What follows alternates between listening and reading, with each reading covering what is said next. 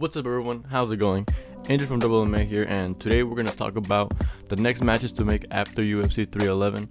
It's a lot of good fights, a lot of good performances, and a lot of things that people have to do afterwards. So let's get into it. If you guys are new here, be sure to subscribe. We're getting closer and closer to 400 subscribers. Thank you so much for the support. And enough said, let's get into it. First fight, we had Grant Dawson versus Diego Ferreira. Obviously, Grant Dawson does what he does best.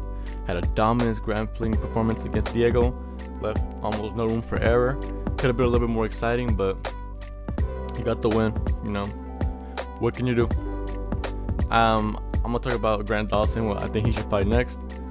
I think a fight that makes sense for him is someone in the top 15. Jalen Turner hasn't really been in there for almost a year since his loss to Renato Moicano. I think this fight makes a lot of sense. I think it's a winnable fight for Grant Dawson. And I think it'll also go for Jalen Turner because he has to kind of defend his spot, you know. He's been kind of losing to every top contender in the UFC. So if he beats him, maybe he shows that he is kind of higher caliber and he actually is kind of good. But if he loses, then he might just get out of the top 15. Hopefully he wins, though. I think Jalen Turner's a cool guy. But in all likelihood, Grant Dawson's going to wrestle him and beat him. So I think this fight makes sense. Let's see it. Next fight, we had Gustav versus, I forgot to do his name, but it was super late replacement. Really fun fight. The other guy, he had a really good first round, but then Gustav turned it around and ultimately finished him in the second round. He kind of gassed out. It is what it is. But what's next for Gustav? I mean, just remake the Johnny Walker fight. If they're both healthy, makes sense. Winner can advance to maybe top 5 opponent, top 7 or something like that, up there, you know, into the deep of the top 10, get close to that title shot. I think it's a winnable fight for him, especially because Johnny Walker's been not looking good recently. Got last year KO'd by Ankalaev, and then also got KO'd by, what's his name, not Oldberg, I'm trying to remember his name. He fought Yuri. I don't know why I can't remember his name. He's a cool guy. But he got KO'd 2 times in a row. I don't know why I could remember the guy's name, but he got KO'd 2 times in a row. And so he needs to bounce back. Let's see this fight. Hopefully not too soon, you know, if Johnny Walker can recover fast. And I don't think that the guy got too many injuries in his last fight, so let's see it. Then we reached Peyton Talbot versus what's his name? Ronnie Barcelos.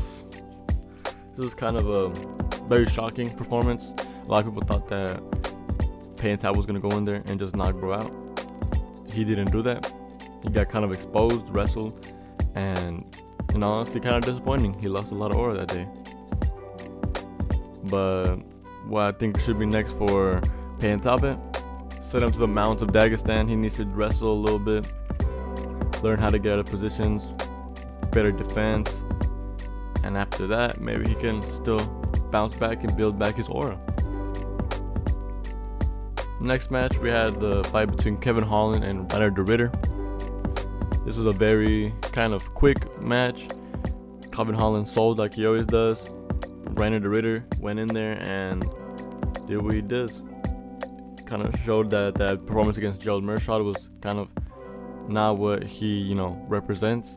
He was like, let me show you guys what I can do type.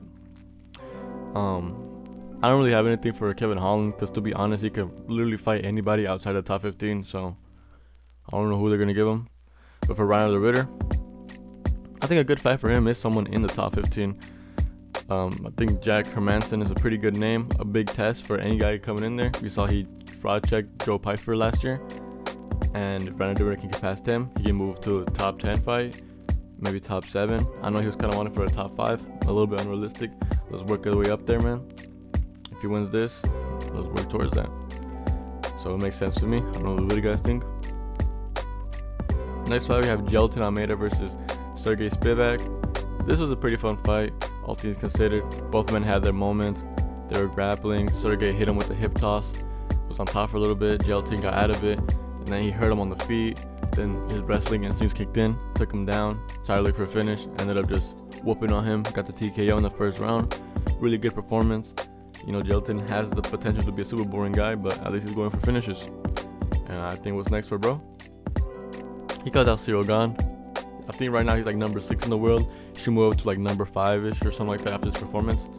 And number 3 versus what is he, number 3? I think it might be number 2. Number 2 versus number 5 makes sense, especially after that performance that Cyril Gane had against Alexander Volkov. He needs to bounce back. And who else besides Shelton, especially because it's not like Cyril Gane's gonna get a title shot. Like, even if he does, it's not gonna be until like maybe December or something like that, because I'm pretty sure they're gonna do that John Jones fight in like the summer, and then they're gonna need time off, and then the earliest will probably be like fall, winter time of this year. So in the meantime, let's see this fight. Now we reached the featured fight, Yuri Prochazka versus Jamal Hill. This was a very entertaining fight. Both guys went out there for war. Both guys went out there to bleed. They were showing us that they are warriors. Even though Jamal did get whooped, I just want to give him a big shout out because he went out there and was ready to put it on the line. He didn't get it his way, but all we can do is give him credit for trying. Here, Prochazka, massive improvements. Head movement looked incredible. His pullback counters won him that fight, and what a performance. So for Jamal Hill, I think we should revisit this matchup between Khalil Roundtree. It makes a lot of sense to me. Both guys are coming off losses in high-profile fights. One guy has more fans than the other one. I don't really know why. I mean, actually, it's like just Khalil's like a nicer guy, I guess, and Jamal likes to talk. But both guys just kind of got whooped. I mean, I guess Khalil did have a good 2 first rounds against Alex, so that's something. Winner can maybe fight someone in the top 5 again, and if they win that, then maybe a title shot again. But Jamal's now on a 2-fight skid, KO'd in his last 2 as well. I can feel for bro. I saw him crying backstage. Keep your head up, dog. You know, still a really good fighter in my opinion. But for Yuri Prochazka, I think, you know, even though a lot of people are saying he should fight for the title next, I don't know. You know, while, you know, maybe the UFC does that because, you know, it was a really good performance against Jamal Hill. Really, really good, even better than his performance against Rakic. But you gotta justify it because he really did get whooped by Alex 2 times already. You gotta like justify that performance. And I think the winner of Olberg versus Jan Blachowicz, I think it's a really good fight for him. These 2 guys are like, I think Jan, I don't know why I say Jan, but let's just say Blachowicz. I think he's at the, like maybe top 5, or maybe number 6, something like that. Olberg is like outside of that. The winner is gonna be top 5, especially if Olberg wins. He's coming off good momentum. I think he's been winning a lot of fights. I don't know exactly how many. And even if he beats Jan, like I said, I would love to see Jan versus Yuri. I think it's a big fight. Like, these guys have been in the top of the light heavyweight division for a while, and we just still haven't seen that matchup. And I would love to see it. And the winner of that can fight Alex next, especially because, you know, breaking news, Alex is fighting Magomed, so they already have a title fight booked for that. So let's see it. We reached our co-main event, Merab Dvalishvili versus Umar Nurmagomedov. Merab just put the doubters to ease. You know, who knows what happened if Umar had a better gas tank, if he didn't break his hand or whatever, but Merab just styled on him. He proved why he's the champion and why he deserved to be the champion for a while now. I don't know who beats him, but as for Umar, let's see him fight O'Malley. I think both guys recently just took a loss to Merab. Both guys are trying to get back in there. I don't know how long Umar is gonna have to heal from his injury, but hopefully it's not too long. I don't know how long it takes to heal a hand injury, because I know O'Malley wanted to come back in the summer. Maybe that's enough time. We see this matchup. It is only January. And like I said, winner maybe fights for the title, maybe one more. If O'Malley wins, for sure. Umar, I'm not too sure, but it makes sense to me. And as for Merab, let's see Merab versus Peter Yan too.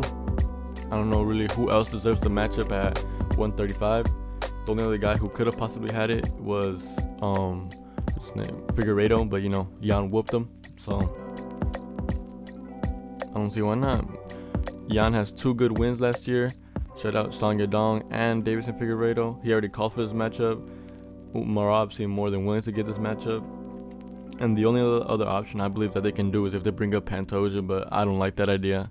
I think Merab's gonna beat the crap out of him, and I'm not gonna like to waste my time. It's not like it wouldn't be like, I don't know, maybe people just don't like Pantoja. Like maybe that's me, where I'm like, if you see Islam move up, I'm like, okay, bet, let's see what he can do, because I think he can actually win at 170. But Pantoja winning at 135, that seems very unlikely to me. The biggest thing that's halting him in his tracks is, people not having the power to punish him. He's moving up in the weight class where people do have the power to punish him. And he also tends to get tired in the championship rounds after grappling a lot.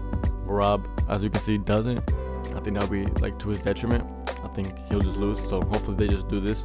Peter Yan versus Merab. Love to see it. And then finally we reached the main event. Islam unfortunately just took out, bro. Hate to see it, but as expected. Womp womp, I guess. What should we do for Moicano? Let's rebook him against Bino Dariush. Why not? Two unks. These guys are pretty old in their careers. Let's just see who still has it in them. I think Benil probably would have won that fight. I was trying to say, I still like Benil's odds in that fight. Even if they remake the match, I think that he still wins that matchup. I will still put money on it. But still, I think this fight makes sense. Let's see it again. Both are like top 10 guys. Let's get it. And as for the champ, there's really nothing left for him at this point besides rematching Oliveira. Excuse me. Because I know he wants to move to 170, but there's already a matchup being made at 170. It's gonna be Shavkat versus Bilal, and until that match happens, there's not gonna be another fight at 170, And the only guy who in the top 5 who really deserves it at this current moment is Charles Oliveira. Let's see the top 5. 5, Max Holloway just got knocked out by Topuria. Number 4, Dustin Poirier just got choked out by Islam. Number 3, Gaethje just got knocked out by Max Holloway. And there's Oliveira coming off a win against Michael Chandler, very dominant performance. And then Arman, who had his chance, and Dana White said he's not getting the fight next. So who else is left? But yeah, I think this fight, even though some people were like, I don't want to see this, man, come on, man, this is Charles Oliveira, bro. You're gonna watch this. But that's gonna do it for the video, you guys. If you guys agree with my picks, let me know. Who would you guys like to see fight next? Let me know. Catch you guys in the next one. Until we meet again. Peace.